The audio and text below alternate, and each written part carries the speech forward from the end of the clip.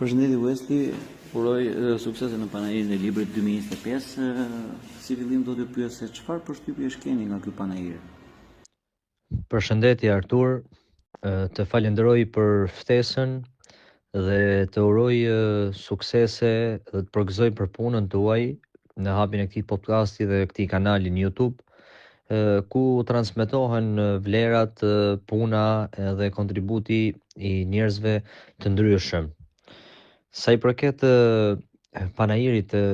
këtij viti, pra panajirit të 28, për mua ka qenë i veçantë nga vetë fakti që është panajiri i parë në cilin unë promovoj gjithashtu librin tim të parë dhe pa diskutim në këtë këndvështrim ka pasur një rëndësi të veçantë në jetën time. Por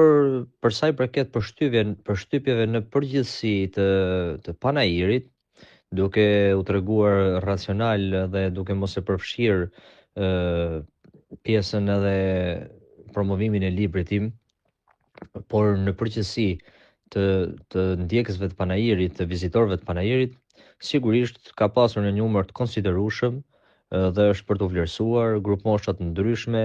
një organizim të shkollave që vazhdimisht në ditët e panajirit kam parë nxënës që vinë panajir dhe është mirë që nxënësit të mësojnë me këtë ide, të vinë dhe të jenë vizitorë të librit, por nga ana tjetër sigurisht një pjesë e mirë e këtyre vizitorëve janë thjesht kalimtar apo fotograf të ambienteve të pallatit kongreseve, duke mos treguar ndonjë interes për librat në përgjithësi. Por sigurisht panajiri i librit është një eveniment i madh për artin, për letërsinë dhe për promovimin e shumë autorëve, shumë personaliteteve të cilët marrin pjesë në të. Dhe është ambienti ndoshta më i rëndësishëm, është pra java më e rëndësishme e intelektualitetit, ku një larmishmëri artikush, botimesh të kaluara apo të reja promovohen dhe pa diskutim është një event me vlera të jashtëzakonshme për artin dhe letërsinë. Unë sigurisht pritshmëritë e mia janë më të mëdha duke parë vitet e tjera, duke dëgjuar edhe nga të tjerët,